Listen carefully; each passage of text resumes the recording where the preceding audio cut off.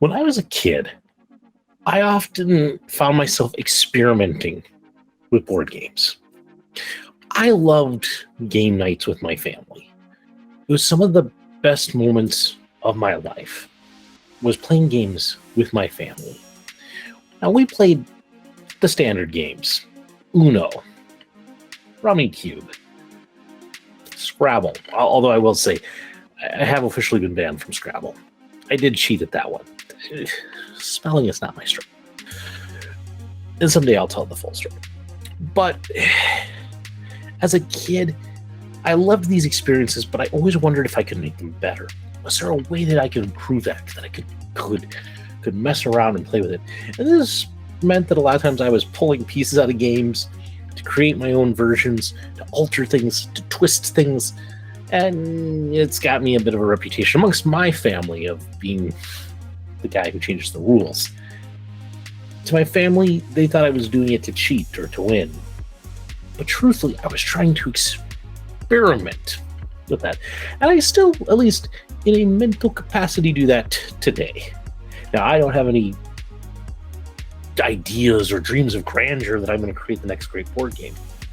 But a lot of times when I hit an interesting theme or see interesting mechanics, I often try to wonder, how could you translate that experience? Because it's usually something that's in a different medium. How do you translate that into a board game?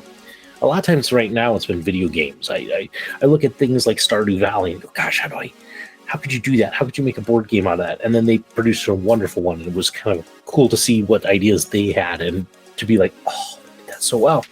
Games like Among Us have inspired me. Even Rainbow Six Siege, which also is coming out in board game. And that's great. And sometimes these board game versions of video games do really well, and sometimes they don't. But here's the thing. The video game fanboys, when they cross over to board games, it usually means a big Kickstarter. But what if running that Kickstarter has got their own bit of problems? And we're going through some fallout. Board games, role-playing games, assembling and painting models and miniatures. These are my hobbies.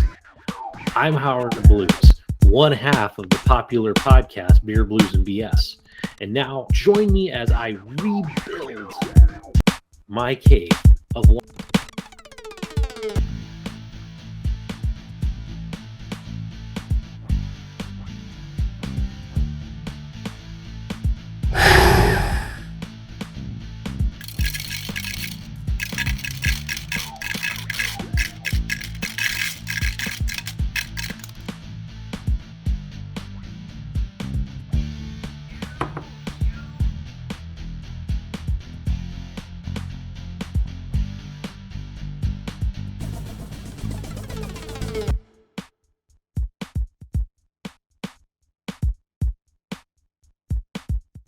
Hi, everybody.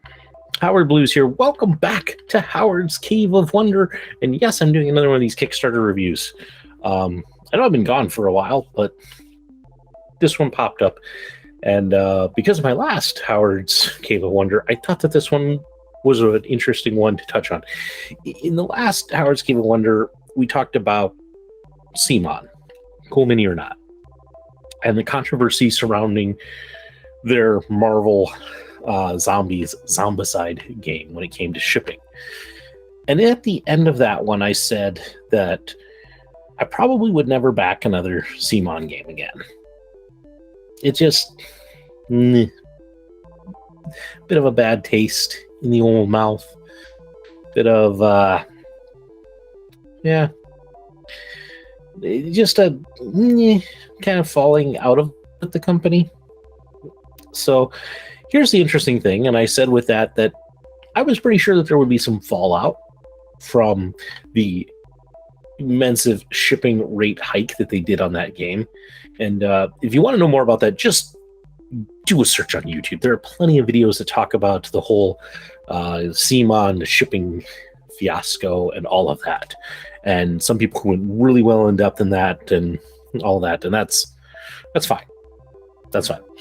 But I said with that it'd be interesting to see that I felt that they were going to lose a lot of backers, a lot of their normal supporters, and that it would take the right IP for them to get back into this. And so they launched their newest Kickstarter today, and I thought it'd be worth a look to see what's going on with it. I haven't looked at the actual Kickstarter page. The only thing I did was I jumped into the comments section, and I'll talk about that in a little bit. But let's dive into it. So what is the IP? What are they trying to save themselves with? If you haven't heard, they are hopping on the bandwagon and they're hopping on the hype train might be better, because this game had a lot of hype to it. That didn't pan out, but it's Cyberpunk 2077. And so is this the IP that can save CMON? Here we go. This is Cyberpunk 2077 Gangs of Night City, the board game.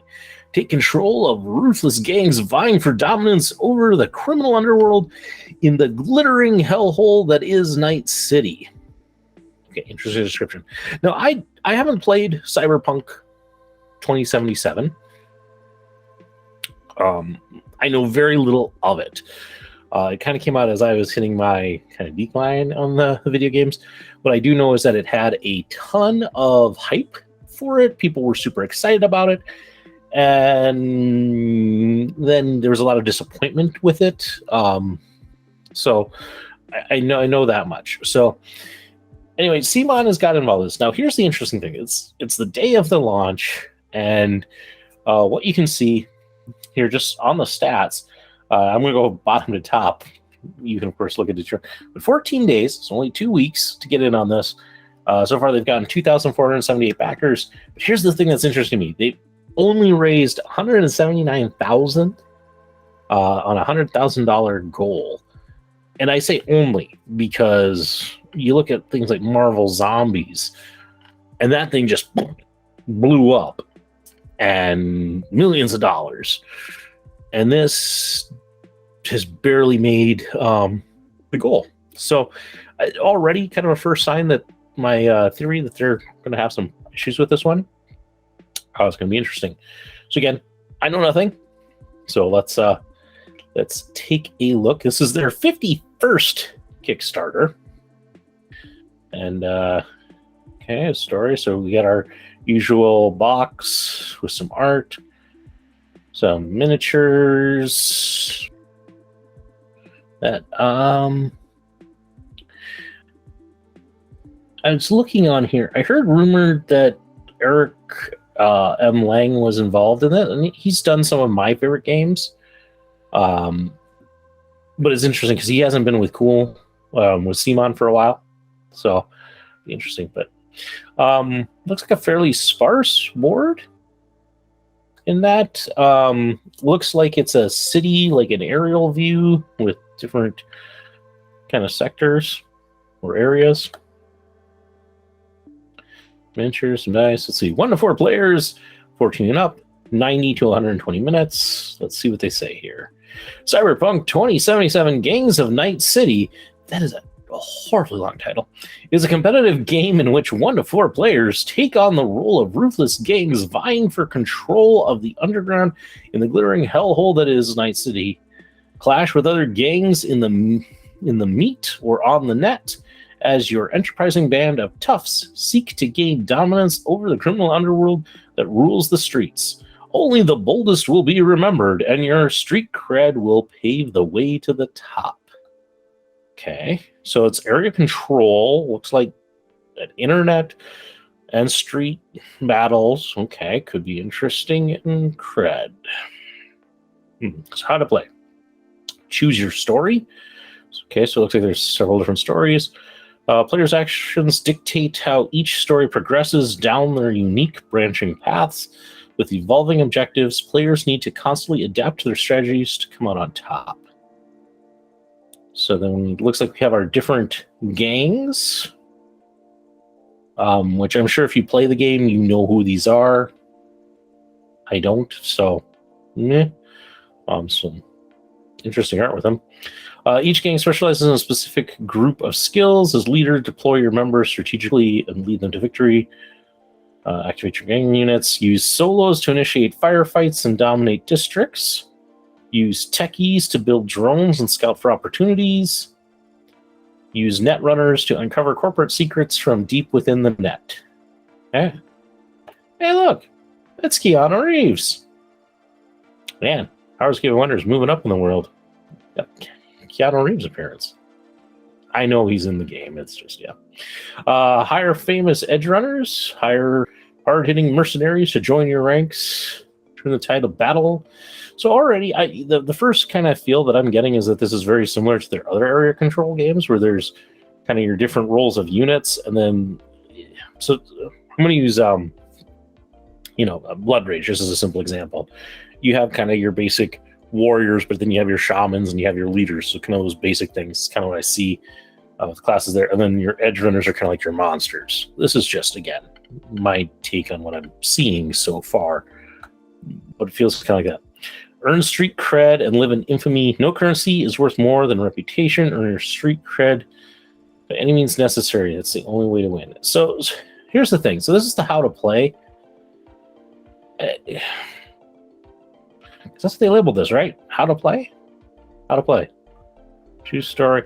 I don't feel like I know how to play. I feel like I got like the general overarching concepts behind this game. Like, and even then, like, we got like the 30,000 foot view here. There's nothing here that tells me how to play really the game. It's the aerial overview. So maybe there'll be more information below. But anyway, we're into the pledges. So there's the Edge Runner pledge, $110. The gang. So you get the Tiger Claws. Okay, so you Net Runner. You get 3 of those, 3 techies, 3 solos. So, just looking, and I'm going to talk about aesthetics. So this is kind of an Eastern style gang. I will say the miniatures are interesting, but they don't really wow me. They're just very static kind of poses. They look like they have nice detail, and CMON usually has nice detail, but yeah, it's okay so far. We'll see. Maybe they get better. We have the Valentinos. There's their 3. Again, yeah. I mean, lady smoking. So I'm just going to say, I understand sometimes you have like NPCs and such, but if the painter side of me is not interested in that model. It just, I don't know. I mean, I like this guy a little bit better, but... And this one, with all of the tattoos, I would never be able to do that. And so I'm just going to be upset with that. Okay, the Maelstrom. These guys look a bit ghoulish. I like the poses on these ones better. They're a bit more dynamic compared to the other ones we've seen. The Voodoo Boys.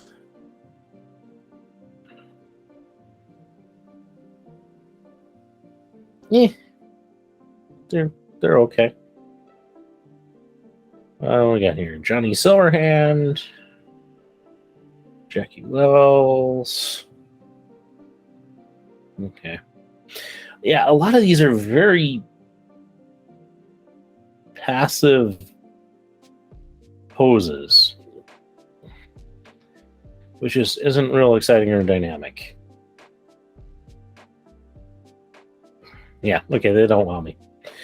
Components, we have a double-sided game board, different gang dashboards, combat cards, edge runner cards, opportunity cards, resource tokens, color bases, 2 dice, street cred trackers, action tokens, story tokens, Maelstrom rage tracker, hideout tokens, drone tokens, a lot of tokens. And we have our stories, 7 Night City Tour story cards, 8 Subtle Warfare story cards, 7 inconvenient gift story cards, 6 King Tao combat upgrade cards, 9 the cost of success story cards, 1 for us. Okay, so some stories. Looks like you get 4 stories in there. And then there's a single player mode. Okay. Really? All the extras being added to your pledge. So is an exclusive with V there. Awesome. So I'm wondering how many of these are characters from the game. I mean, they're interesting models, but they're very NPC-ish. Again, they just don't have that dynamic. Again, and I know nothing about Cyberpunk 2077, so I like nothing in this jumps out at me and goes, woo! So yeah. V single player variant, okay. Then what do we got here? Please be aware that the rule book is a work in progress. Rules, layout, and graphics. Okay, so yeah, this is the rule book. It looks like I could download that and give it a look through. I'm not going to do that right now. Then we get the gameplay videos, which there's one, it looks like. So, okay. Just telling you that some things are Kickstarter.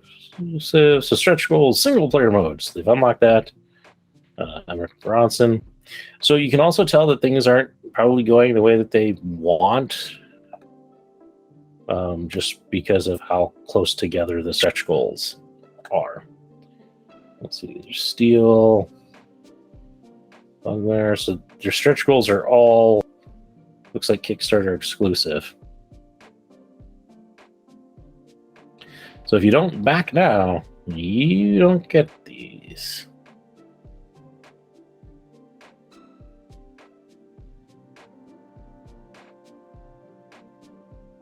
Yeah. Shipping information. So this is kind of worth going through and kind of looking. So based on past experience, we will be charging shipping after the Kickstarter concludes based on the actual costs incurred to ship. There's also another reason why a lot of companies have been switching to collecting their shipping later. It's because if you include your shipping as part of the Kickstarter, then Kickstarter takes a chunk of that, because Kickstarter gets a percentage of all money pledged. So if you have people pledge for the shipping here, Kickstarter gets to take out a lot of that, or a chunk of that, and then you don't have enough money when it comes to actually shipping. So that's more the reason why you do that. We will collect this via our pledge manager after the campaign ends using PayPal or Stripe. This is so we can be fair to all of our backers, as shipping is rarely one size fits all, and also give you more promo goodies as possible, and possibly a choice of carrier options. Depending on where in the world you are, you will ship to you from our hub in the EU, UK, Asia, Canada, Australia, or USA.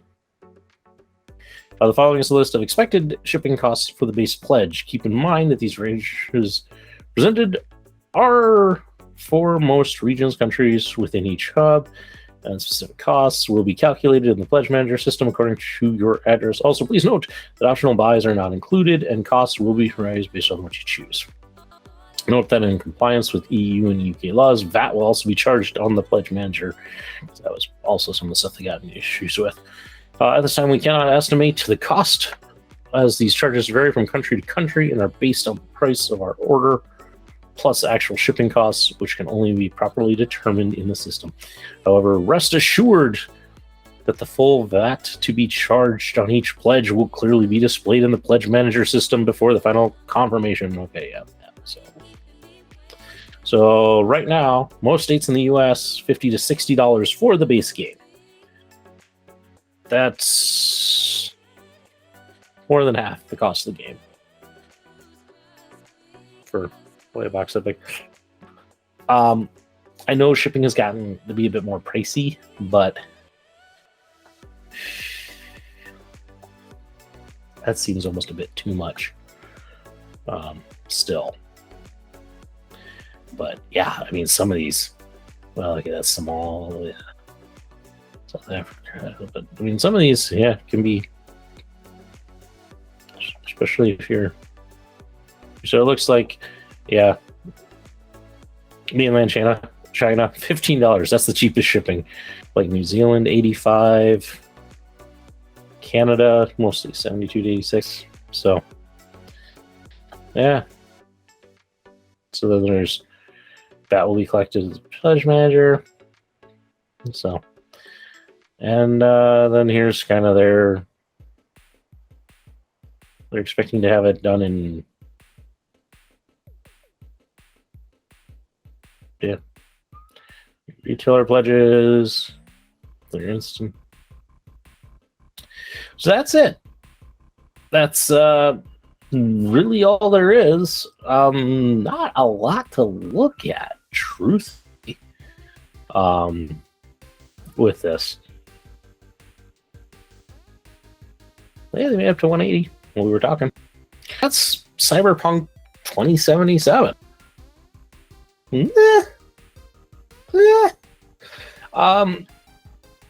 So I said comments were interesting. I did look through those earlier. And the comments, there's not a lot of comments about the game. There's a lot of people who are going in there and warning people who are new to a CMON Kickstarter about the shipping and what happened in Marvel Zombies. A lot of them are saying, hey, it's okay to pledge for the all-in, so we unlock stretch goals, and then drop to $1 right before they collect. So that, that way, if shipping is again blows up, if you ask for a refund, it's $1. Or if anything, you lose $1. Because a lot of people were also unhappy because not only was the shipping expensive, but then if you asked for a refund, you got all your money back minus 17%. And people were unhappy with that. So you're seeing a lot of that. You're seeing a lot of anger. You are seeing, of course, there are supporters of CMON who are going to defend them. So there's kind of this ugly battle in that. Overall, unless I want to sit and read the rule book, this page didn't really tell me anything about the game. The miniatures don't inspire me. It's Cyberpunk, and I understand that they're, limited within probably art style of the game. It's a licensed product. They have to get permissions and approvals for things like that. So I can understand some of that, but it's just we're in kind of this great time where people are doing so many amazing sculpts, and really, it's not that like the art is bad; it's the posing. It's not dynamic. Compare that to, just since we're in the cyberpunk kind of sci-fi realm, Miniatures by Infinity, or for the game Infinity by Corley. They're gorgeous and they're action-packed and they just ooze character. And these, yeah. So needless to say, I'm out on Cyberpunk 2077. I'm not backing this one. It's an area control game. I have area control games. There's just nothing here that appeals to me or says this is why you need to back this. And that's just the truth of it. There's nothing appealing. It's going to be interesting to see. I'll probably kind of keep an eye on it because we'll probably talk about it on Beer Blues and BS at some point because we can. But it's to me, it's interesting. I'm just curious to see how this goes and just what CMON does. But they are going to take a hit on this one. I think that they angered a lot of people with that Marvel Zombies. There's a thing about being honest and accountable and upfront with people, and that's, I understand that it's hard to predict something like shipping costs, but dropping a price tag like that with no warning and such. Yeah. And especially then when you also are banning people who are commenting about it on your social media and places like that. I mean, you have to understand you upset a lot of people. There were people who were super excited for that game, pledged money to help you build that game. And then basically because of the shipping and the taxes that ended up being added on, they can no longer afford or play the game. I can understand that frustration and that anger with that. So yeah, interesting to see what kind of continues to happen with it. But if you saw something in this and you're like, yay, I'm in, great, good for you. If you're a big fan of Cyberpunk 2077, this might be right up your alley. But for me, I'll pass. I have other games, more exciting games to play and things like that. So enough on this topic. I'm going to wrap it up and go hit the hay. Actually, probably start editing this right away. Anyway, thanks everybody for tuning in to another episode of Howard's Cave of Wonder. If you want to ever find out or know more about what's going on, please check out our Facebook page, Beer, Blues, and BS.